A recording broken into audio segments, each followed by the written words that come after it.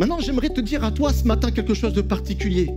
C'est qu'il ne faut pas confondre proximité et intimité. Ne confonds pas être proche avec être intime. Je vais vous dire une chose, c'est que Judas était à la même table. Et vous savez quoi? Plusieurs exégètes s'entendent à dire que Judas était non pas à la droite ou aux extrémités de la table, mais était à la gauche de Jésus. Et la gauche, c'est la place d'honneur.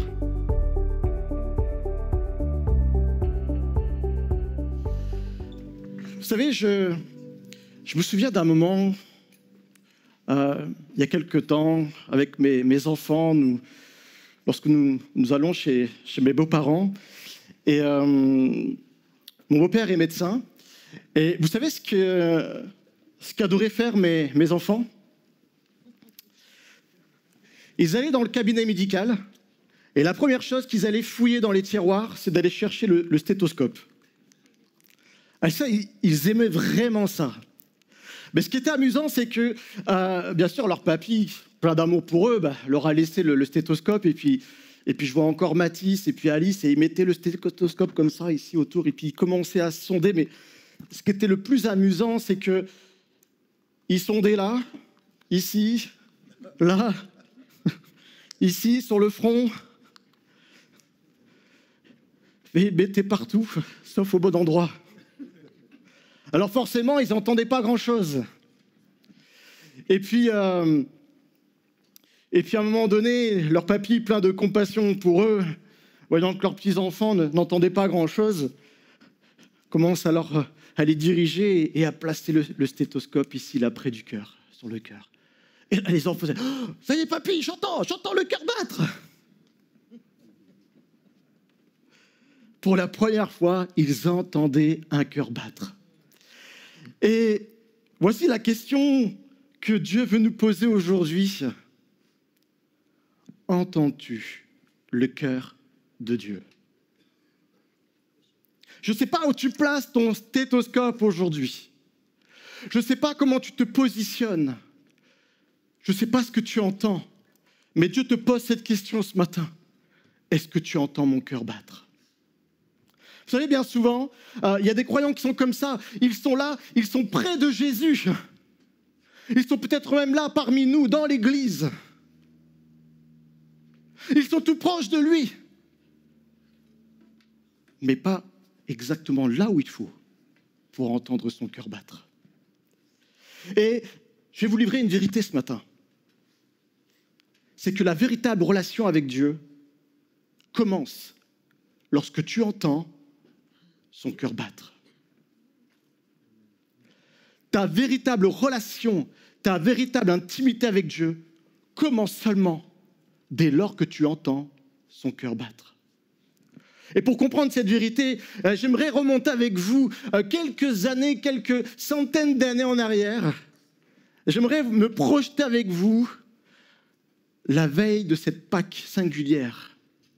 Vous savez, cette Pâque, ce jour où le véritable agneau pur s'est donné à la croix pour chacun d'entre nous, où ce véritable agneau pur a laissé son sang couler, tel ce sacrifice parfait qui fait que tous ceux qui donnent, qui acceptent que le Fils de Dieu soit Jésus, soient sauvés. Et nous sommes là à la veille de cette Pâque, autour d'une table. Il y a Jésus, et il est assis avec ses disciples. Et voilà ce que l'on peut lire. Jésus fut troublé en son esprit. Et il dit expressément, en vérité, je vous le dis, l'un de vous me livrera. Les disciples se regardaient alors les uns et les autres, et ne sachant pas de qui il parlait. Mais il y avait un des disciples qui, lui, ne s'agitait pas. C'était celui que Jésus aimait. Et lui, il n'était pas à n'importe quelle place. La Bible dit qu'il était couché sur le sein de Jésus. Nous voyons bien cette scène, n'est-ce pas? Il faut savoir qu'à l'époque, lorsqu'il y avait un jour de fête, ils avaient pour habitude d'avoir une table en U. Vous savez, un peu comme certains mariages encore de nos jours. Alors c'est vrai que la mode aujourd'hui, c'est de mettre des tables rondes à 8, 10 personnes, 12 personnes. Mais je ne sais pas pour vous, mais les plus anciens ont connu ces traditionnels mariages où nous avions cette table mise en U. Et puis il y avait, bien sûr, sur la tête, ou du moins le pied du U, les mariés, et à leur côté, les témoins, puis les parents. Et en tout cas, à cette époque, c'était pareil. Les jours de fête, on mettait la table en U, et les conviés s'asseyaient autour du U, mais pas n'importe comment. J'ai pu goûter à ça il y a quelques jours à Marrakech, où je me suis retrouvé non pas sur une chaise, mais assis, presque allongé, autour d'une table basse. Et j'aimerais vous prendre cette image, parce que vraiment l'image était intéressante pour comprendre pourquoi ce disciple était couché sur la poitrine de Jésus. Alors je vais prendre des jeunes gens.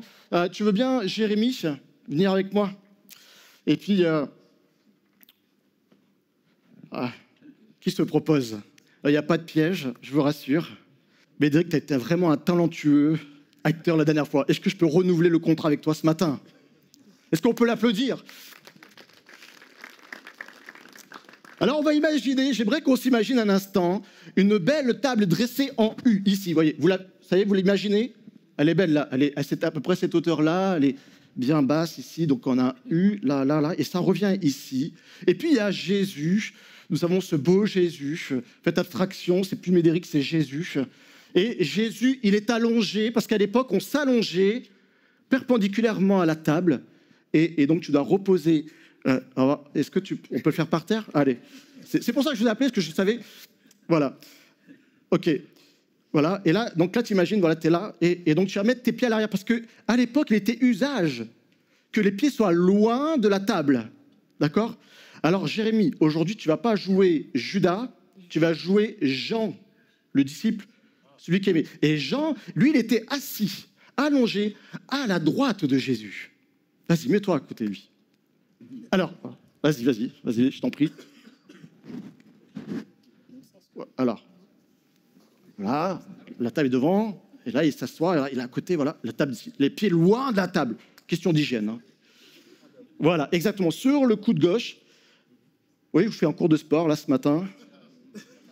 On comprend que les disciples devaient certainement être bien, physiquement bien prêts. Hein.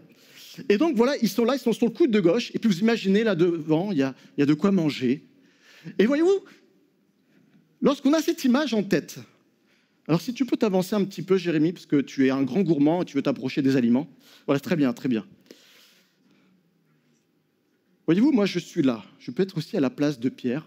Par exemple, des autres disciples, je suis ici. Je ne suis pas à côté, je suis à la même table que Jésus, mais je ne suis pas à côté de Jésus. Par contre, Jean, lui, il est à côté de Jésus.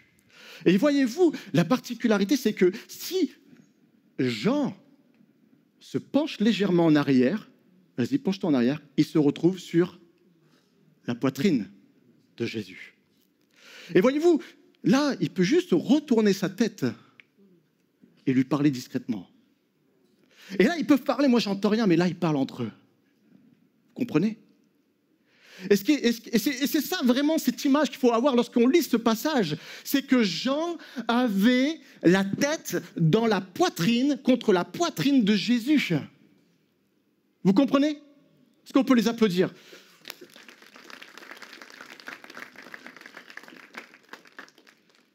J'aimerais maintenant que vous gardiez cette image en tête pour que nous comprenions ce matin ce qu'est avoir la tête dans le sein de Jésus. Et vraiment, cette expression est unique parce qu'elle est celle que l'on retrouve. Elle est celle que l'on retrouve dans Jean 1, 18. Lorsqu'il est dit que le Fils unique, qui est dans le sein du Père, lui qui est assis à la droite du Père, est forcément la tête contre le Père et celui qui l'a fait connaître. C'est exactement la même expression, c'est exactement le même mot grec et qui signifie non pas simplement avoir la tête sur la poitrine, mais être dans la plus profonde intimité. On pourrait lire un des disciples, celui que Jésus aimait, était dans la plus profonde intimité avec Jésus. Avec Jésus. De la même manière que Jésus est en profonde intimité avec le Père. Jean n'était pas simplement à la table. Jean n'était pas simplement proche de Jésus, mais Jean était en communion avec Jésus. Maintenant, j'aimerais te dire à toi ce matin quelque chose de particulier. C'est qu'il ne faut pas confondre proximité et intimité. Ne confonds pas être proche avec être intime. Je vais vous dire une chose, c'est que Judas était à la même table. Et vous savez quoi?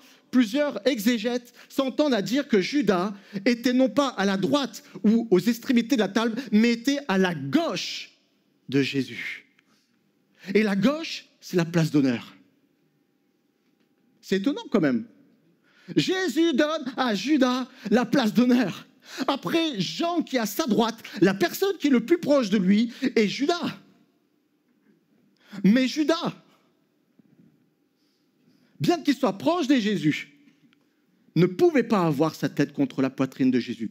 Il avait la tête sur le dos de Jésus.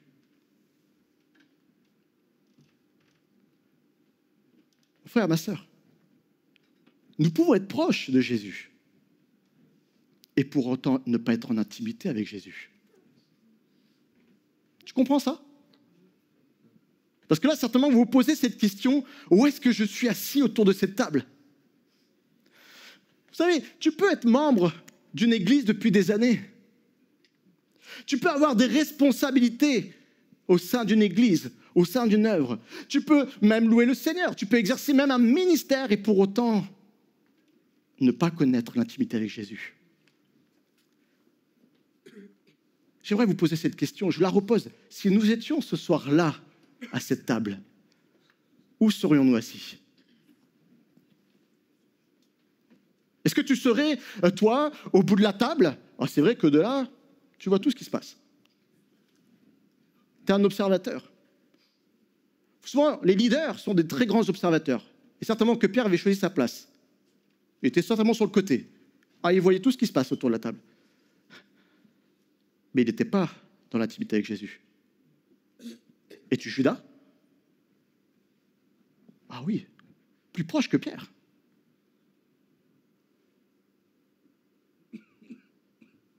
Mais peut-être avec une relation hypocrite avec Jésus. J'aimerais te dire ce matin, Jésus ne te veut pas simplement à sa table. Jésus ne te veut pas comme Pierre.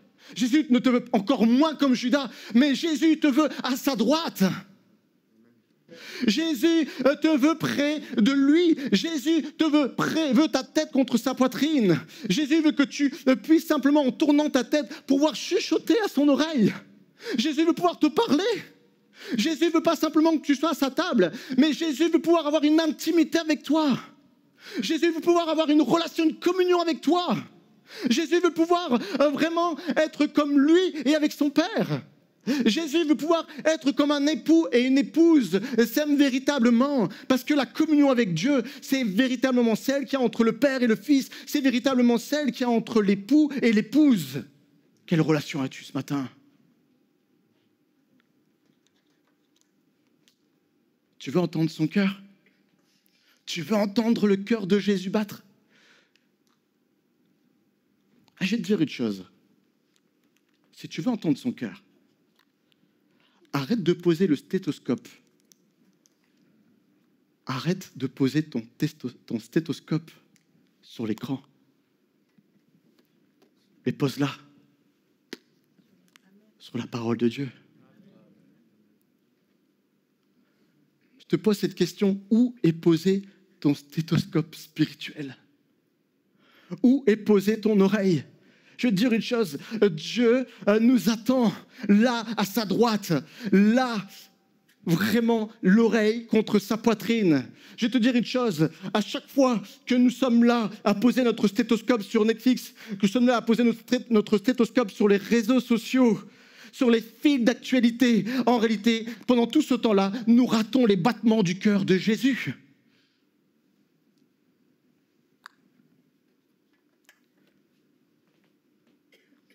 Dieu nous dit aujourd'hui, approchez-vous de moi et je m'approcherai de vous. Approche ta tête de ma poitrine. et je m'approcherai de toi. Amen. Deuxièmement, ce matin, je voudrais vous livrer une chose, une deuxième vérité. En quoi c'est essentiel de vraiment entendre le cœur de Dieu. C'est que lorsque tu commences à entendre le rythme de son cœur, alors ton cœur va battre au même rythme que le sien. Et parce que ton cœur va battre au même rythme que le sien, alors tu vas être transformé de gloire en gloire. Vous savez, ce soir-là, et là on le voit non pas dans l'évangile de Jean, on le voit dans l'évangile de Luc. Ce soir-là, Jésus annonce qu'en effet, il y a un traître parmi nous. Mais on peut lire dans Luc chapitre 22, je vais vous lire pour vous au verset 24. Il dit qu'il s'éleva.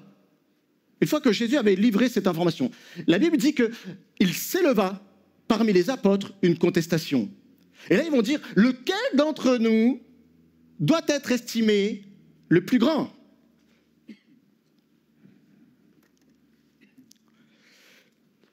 C'est vrai qu'il faut avouer que l'histoire de comparaison, ça n'existait qu'autour de la table de Jésus. Ça n'existe pas à l'église de Marne-la-Vallée. Nous sommes tous égaux. Il n'y a pas de jalousie. Et pendant que certains de ses disciples discutaient sur la place, savoir qui serait le plus grand, qui aurait la plus belle place dans le ministère, homme intergalactique en Jésus-Christ, il y avait un homme, toujours le même. Lui, Jean, n'était pas dans la discussion, mais il reposait toujours sur la poitrine de Jésus. Et je vais vous dire une chose, c'est que parmi les disciples, s'il y avait bien quelqu'un pour lequel on aurait pu penser qu'il y aurait eu de l'ambition dans le ministère, c'est Jean. Est-ce que tu te souviens de cette parole lorsque Jean et son frère Jacques ont demandé à Jésus de siéger à sa droite et à sa gauche dans la gloire? Jean avait de l'ambition. Jean voulait être un des plus grands pour Jésus. Et puis on se rappelle aussi que Jean était appelé aussi qui? Le fils du tonnerre. Un jour, il a même voulu appeler le feu du ciel pour terrasser les Samaritains qui n'ont pas voulu réceptionner Jésus. Seigneur, si tu veux, fais descendre le feu. Après tout, ce sont des Samaritains. Plus de problème. Ça, c'était Jean, mes amis. Mais là, ce soir-là, alors que Jean aurait pu prendre cette même place, cette même discussion, ce même zèle dans ce débat de comparaison, de savoir qui serait le meilleur, qui serait le plus grand, à qui Jésus se confiera le plus, Jean n'a pas pris part à cette discussion. Vous savez pourquoi? Parce que son cœur avait commencé d'être transformé. Parce que le cœur de Jean commençait à battre au rythme du cœur de Jésus. Et c'était plus donc les sentiments, il n'était plus, conduit par son cœur. C'était plus son cœur qui le dirigeait, mais c'est le cœur de Jésus sur lequel lui était synchronisé qui le dirigeait. Et je vais te dire une chose, c'est que quand tu es synchrone avec le cœur de Dieu, alors tu commences à vivre selon Jésus. Tu commences à vivre selon l'Esprit de Dieu. Mais au plus nous nous éloignons du cœur de Dieu, au plus nous reprenons le battement de notre cœur et au plus nous vivons par la chair. Si j'avais fait arrêter à Mathias la musique, je suis sûr que petit à petit, certains se seraient égarés dans le rythme. Mais dès lors qu'on aurait fait revenir la musique, nous serions à nouveau tous à l'unité, synchrone, sur cette louange. Je vais vous dire ce matin, Dieu désire que ton cœur soit accordé avec son cœur, afin qu'il puisse te transformer. Je vais te dire une vérité, encore une autre. On a parlé jeudi soir de Samson. Vraiment une belle étude biblique. Tu sais, tu peux avoir la force de Samson, tu peux avoir l'appel de Samson, tu peux avoir le don de Samson. Samson s'est lamentablement planté. Lui qui était voué à terrasser les Philistins s'est lamentablement planté. Pourquoi? Parce qu'au lieu d'avoir le stéthoscope sur le cœur de Dieu, il avait le stéthoscope sur le cœur des femmes. Par contre, il y a un autre homme. qui va le succéder. Il s'appelait David. Et David, voyez-vous, en apparence, au vu des hommes, n'était qu'un simple berger.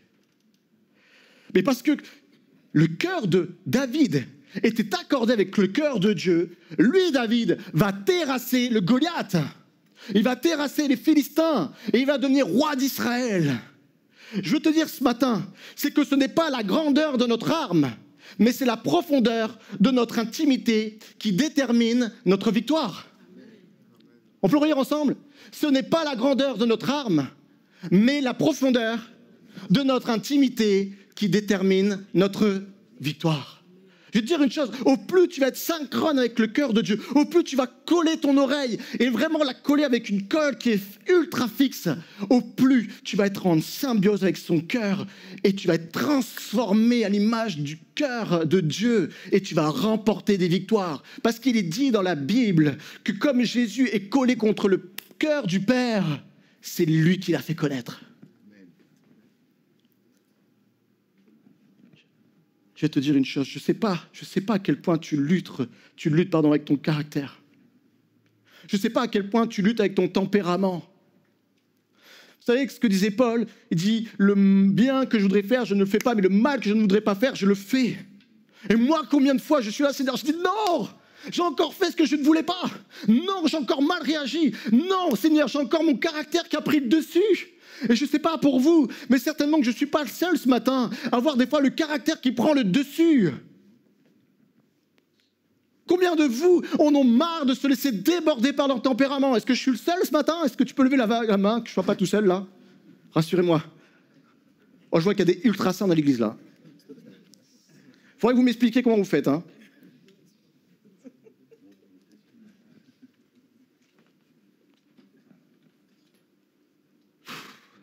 C'est vraiment pénible. Hein, Jean-Émile, c'est vrai, hein, quand ça prend le dessus sur nous. C'est dur. Mais vous savez quoi Paul a dit? Ça c'est du verset. Écoutez-moi bien. Je ne vais pas le projeter comme ça, vous allez vraiment saisir les paroles de Paul à Corinthiens chapitre 2, Corinthiens chapitre 3, verset 18. Nous tous qui, le visage découvert, contemplons comme dans un miroir la gloire du Seigneur, nous sommes transformés en la même image, de gloire en gloire, comme par le Seigneur, l'Esprit. De gloire en gloire, comme par le Seigneur. Vous savez, l'image, elle est forte ici. Vous vous dites certainement, mais pourquoi dit-il le visage découvert? Ça ne me parle pas, moi. Le visage découvert. Tu sais pourquoi, Étienne? Moi non plus, je te rassure, je ne savais pas. Et j'ai commencé à chercher, peut-être Paul, Jean-Paul, toi qui es un féru de l'Ancien Testament. Comment? Exactement, le visage découvert. En fait, on fait référence à Moïse. Vous vous rappelez de ce passage lorsque Moïse arrive dans le tabernacle, lorsqu'il allait dans la présence de Dieu? La Bible dit qu'il ôtait son voile et donc il avait le visage découvert. Et lorsque Paul dit ça, il fait référence à Moïse qui dit que, ok, dès lors que tu as le visage découvert, c'est-à-dire que tu es vraiment en communion vivante avec le Seigneur, alors tu es transformé en... Alors ce n'est pas juste image, la même image. La même image. Ça, des fois, c'est dur à comprendre. Je me dis, mais comment je peux être transformé à la même image que Jésus? Tu veux la réponse? Sois collé au cœur de Dieu. Il n'y en a pas d'autre? Sois collé au cœur de Dieu. Dès lors que nous sommes collés contre le cœur de Dieu, Dieu va transformer notre vie. Dès lors que nous avons le cœur, la tête collée contre le cœur de Dieu, nous marchons alors sans tomber dans notre appel de gloire en gloire. Dès lors que nous avons la tête contre sa poitrine, nous marchons de victoire en victoire dans le nom de Jésus. Et ce matin, j'aimerais dire, oui Seigneur, Saint-Esprit, viens ausculter mon cœur et accorde-le au rythme du cœur de Dieu. J'aimerais que la prière de ce matin soit, Seigneur, transforme-nous. Seigneur, change notre cœur, fais-le battre au rythme du tien. Amen.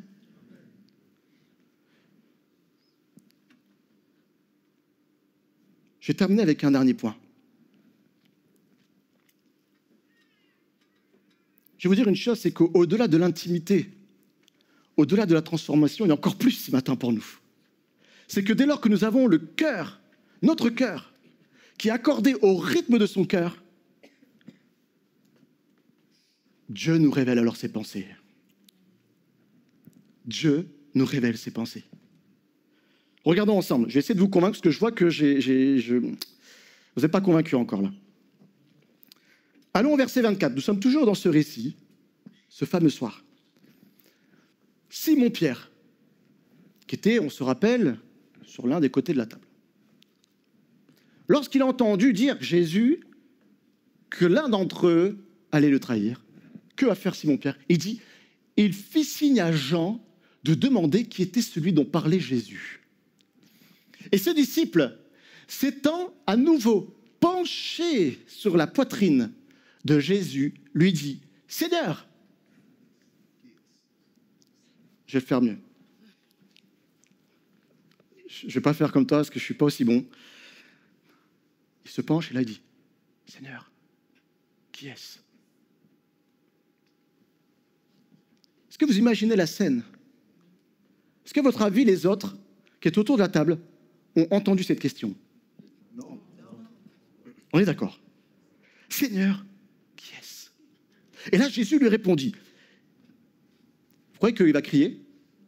Non, la Bible dit, Jésus lui répondit. J'avais d'autres versions, ça m'a choqué parce qu'il dit Jésus répondit. Je me suis dit, c'est bizarre, est-ce que Jésus, vous allez comprendre la réflexion après, parce qu'il y a des versions qui disent Jésus répondit. On pourrait s'imaginer que Jésus a répondu à tout le monde et que donc tout le monde était témoin de cet échange, de cette question. Mais là j'aime cette version parce qu'elle résonne vraiment avec cette pensée. Et je crois que c'est la seule et véritable. Jésus répondit à Jean parce qu'il était là, il était à côté de Jean. Et de la manière que Jean a parlé discrètement à Jésus, Jésus lui répond discrètement. Jésus lui répondit, c'est celui à qui je donnerai le morceau trempé. Et là, ayant trempé le morceau, il le donna à Judas, fils de Simon, l'Iscariote.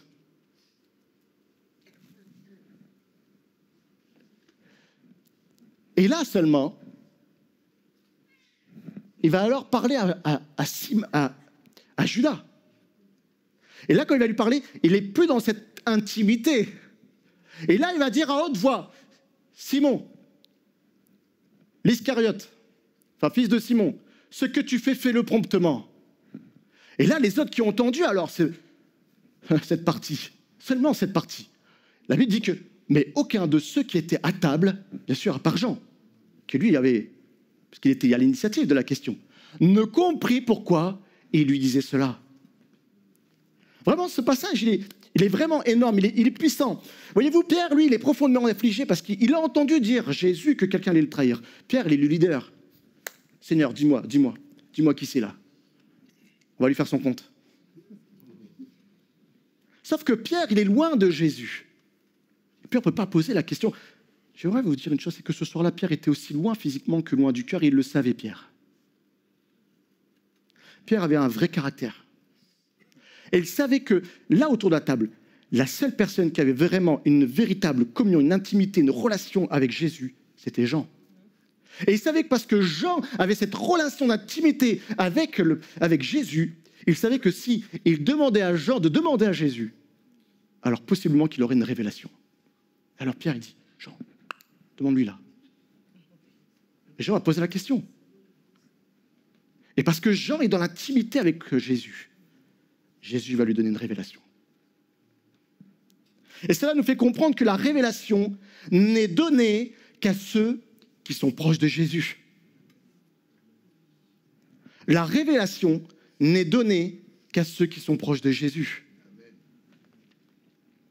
Lorsque Jésus va dire à Judas, ce que tu fais, fais-le promptement, personne d'autre ne comprend, parce que seul Jean, qui est dans l'intimité, a eu la révélation.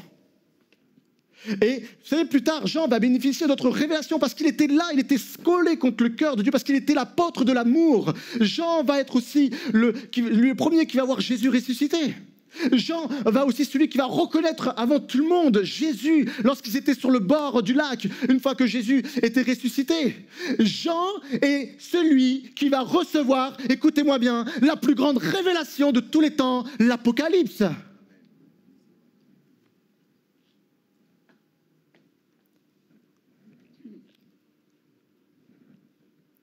Je vais aller encore plus loin.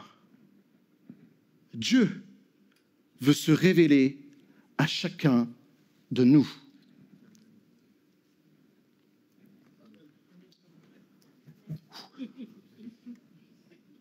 Dieu veut se révéler à chacun de nous. Actes chapitre 2, verset 17. Dans les derniers jours, dit Dieu, je répandrai de mon esprit sur toute chair. Vos fils et vos filles prophétiseront. Vos jeunes gens auraient des visions. Et parce qu'on aime l'intergénérationnel, merci, et vos vieillards auront des songes. J'aimerais vous dire une chose ce matin, c'est que Dieu veut se révéler à chacun d'entre nous qui sommes ici dans cette église et qui aiment le Seigneur des Jésus et qui ont le cœur qui bat au rythme de son cœur. Aussi bien les enfants, aussi bien les ados, aussi bien les jeunes, aussi bien les moins jeunes, aussi bien les vieillards, nous aurons tous notre part dans la révélation de ce que Jésus a dans le secret de son cœur. Dieu veut nous éclairer ce matin. Dieu veut nous révéler sur notre situation. Peut-être toi, tu as une situation sentimentale, tu te poses des questions. J'aimerais te dire, si tu colles ton cœur, de ton oreille à son cœur, Dieu va te révéler vraiment les décisions à prendre dans ta relation sentimentale. Si tu es synchrone avec son cœur, Dieu va te révéler la situation familiale, il va te donner des solutions. Si tu es contre son cœur, il va te révéler quelle direction prendre dans ta situation professionnelle. Et aussi, Dieu veut te partager des paroles prophétiques. Dieu veut te partager des paroles de connaissance ou encore de discernement. Mais pour cela, Dieu doit trouver non pas seulement des pierres passionnées, mais des gens connectés à son cœur. Alors ne restons pas dépendants de quelqu'un d'autre pour entendre Dieu à notre place. Ne venons pas là avec Jésus, avec des frères et sœurs en Christ. Oh, on les aime, nos frères et sœurs en Christ. Oui, c'est bon, et c'est bon de recevoir de leur part des choses, des révélations du cœur de Dieu. Mais j'aimerais te dire ce matin, Dieu a plus grand pour toi. Il veut simplement pas que tu sois un Pierre, il veut aussi que tu sois un Jean, afin qu'il te donne sa révélation, qu'il te donne ses pensées, qu'il te donne ses secrets, afin que tu puisses rayonner et que tu le fasses connaître à ton tour autour de toi.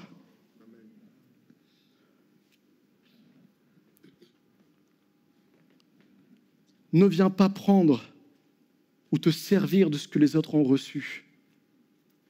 Oui, sois au bénéfice, mais à ton tour, sois de ceux aussi qui donnent, ayant reçu du cœur de Dieu. Sois un Jean qui pose sa tête et qui dit « Oui, parle Seigneur, ton serviteur écoute. » Ton serviteur écoute.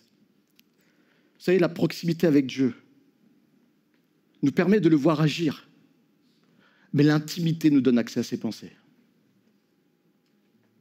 La proximité nous permet de voir Dieu agir dans nos vies, mais l'intimité nous permet de connaître ses pensées. Est-ce que tu es de ceux qui veulent connaître ses pensées ce matin? Je conclus. Vous savez, Jean, du fait de son intimité, sera le seul des disciples à suivre Jésus jusqu'au pied de la croix. Tu peux regarder dans la Bible, tu peux vérifier. La seule personne, le seul disciple qui a été jusqu'au pied de la croix, c'est Jean. C'est l'apôtre de l'amour. C'est celui que Jésus aimait parce qu'il avait une relation, non pas parce que Jésus l'aimait plus que les autres, mais parce que Jésus avait une relation particulière avec Jean dans l'intimité, dans cette relation. Et Jésus fera alors de lui le gardien de ce qui lui est précieux. Il va lui dire, là, de sa croix, clouée sur la croix, il va dire à Jean, je te confie ma mère, Marie. Je crois qu'il n'a pas plus grand trésor sur terre pour Jésus que de confier sa mère sur le plan terrestre à un homme. Et je vais te dire une chose ce matin, c'est que Dieu veut confier ses trésors à toi, qui a le cœur qui bat au rythme du sien. Moi, je veux être de ceux qui reçoivent ces trésors. Et toi? Est-ce que tu veux aussi être de ceux qui reçoivent ces trésors? Alors j'aimerais qu'on se lève ce matin. J'aimerais vraiment faire cet appel final. De tous qui ne voulons plus juste être autour de la table, mais qui voulons poser notre tête sur son cœur. Nous tous qui voulons être transformés par lui, conduits par lui et connaître ses pensées. J'aimerais que l'on dise tous ensemble, et vous pouvez répéter après moi, Seigneur, je veux entendre ton cœur. Seigneur, je veux battre au rythme de ton cœur. Seigneur, je veux battre au rythme du ciel. Oh Seigneur, change mon cœur. Accorde-le au tien. Oui, fais-le battre au rythme de ta grâce. Seigneur, je veux entendre ton cœur. Oh Seigneur, je veux vivre pour toi. Non pas loin de toi, mais collé à toi. Transformé par toi. Seigneur, fais battre mon cœur au rythme du tien. Amen. Amen.